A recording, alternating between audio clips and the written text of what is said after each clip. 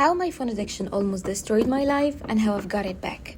Assalamu Alaikum everyone, this is Wala Khalid, and in today's video I'm gonna tell you why you and me and everyone should delete social media forever. While I show you a full painting process of my new oil painting, the video has a lot of colors and coffee, so bring your favorite drink and join me. I'm almost sure you've heard that our generation is the problem and people in our age should have won Nobel Prize twice by now, right?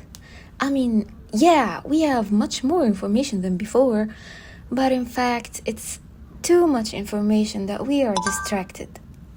Your phone, especially social media apps. If I were to ask you what is the price you're paying to get access to all these kind of platforms just by a little button press on your App Store or your Play Store, well, sorry to put it this blunt, but this world isn't that generous. These companies are getting in return the most precious merchandise in the world by now, your attention. In his book, Digital Minimalism, Ken Newport explains how social media companies like Meta, which is Facebook and Instagram, TikTok and X that used to be Twitter, are paying millions of dollars to make these apps so addictive. So in case you're wondering, no, you're not lazy just because you can get off your phone. This is how they meant it to be. Every single color, every little detail in your homepage is strategically planned to keep you scrolling as much as possible. And I'm saying this now to skip on the 5 tips articles on how to control your smartphone addiction. Simply because you cannot. And I genuinely believe that admitting how big is the problem is half the way through the solution. 1 week later. Okay, now let's imagine that someone randomly discovered that my channel existed and watched this video. He left me a comment that says, "We work all day long and we need some breaks. Let us have some fun in peace." Oh well, cool down, man. I totally agree that we as human beings need some breaks. As the Prophet Muhammad ﷺ said, روحوا عن القلوب ساعة بعد ساعة. Allow the heart to rest at intervals. But is scrolling even counted as a quality time? What is a quality time? Well, I'm so excited to ask this question because I think I found the simplest answer in a book that is great and very straight to the point that is named How to Keep Going by Austin Klein. And the answer is the vampire test. Simply, whenever you catch yourself doing something as for a break or after you're done with any activity, just ask yourself whether you feel energized and ready to resume the day. Okay, perfect. Or you feel much worse than before that you need a break after your break. My dear, this is it. This is the vampire and you better avoid it before it sucks your energy. Yes, this is as simple as this, but the impact is tremendously good. If you ever want to live an intentional life, this is your start. You have to differentiate between what's worth your time and what is a vampire. And according to this test, I guess social media is the worst of all vampires.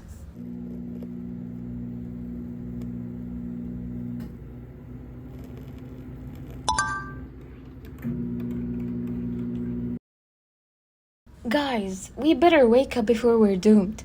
We can't focus on our deen or dunya. We cannot even have a peace of mind. And how would you stay calm if you were to absorb all this kind of useless information about people you don't even know?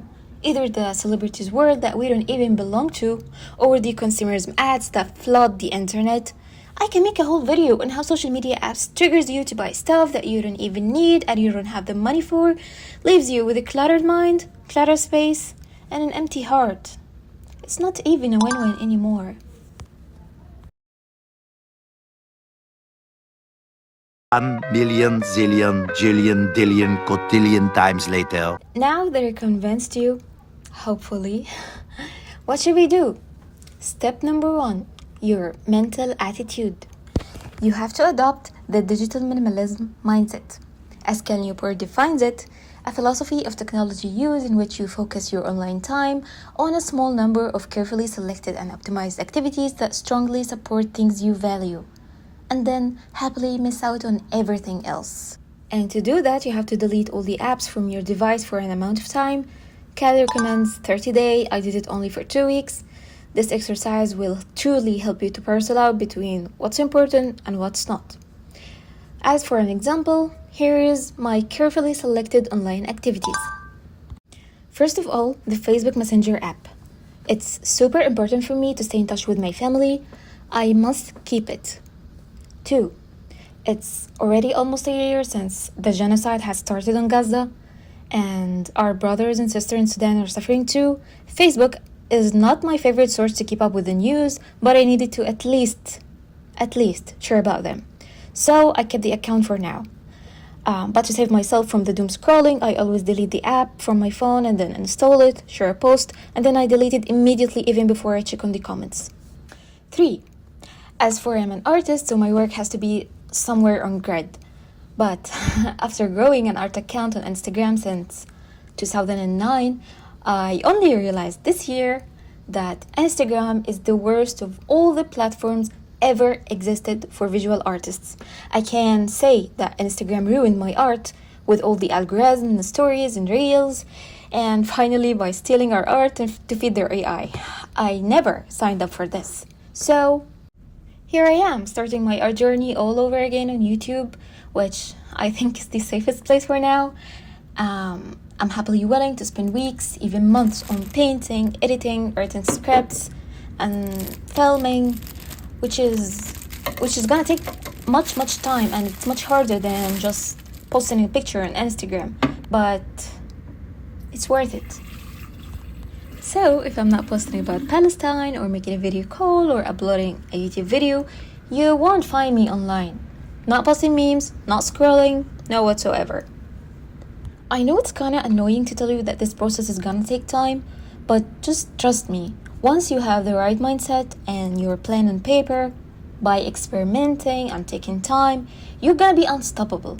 And you're gonna be left with the last step, which is the hardest one, yet with the greatest impact. You've got to find other leisures, quality leisures. You have to train your mind to ditch that cheap dopamine and find hobbies that truly give you fulfillment. Read a book or go for a walk, play with your kids, or even play cards. I don't care.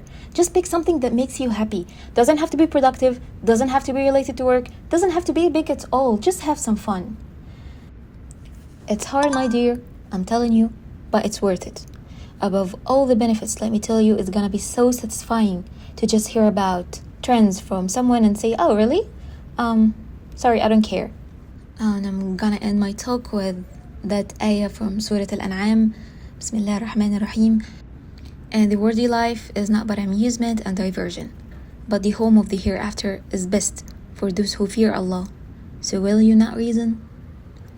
That's it, guys. Thanks for watching and see you next time.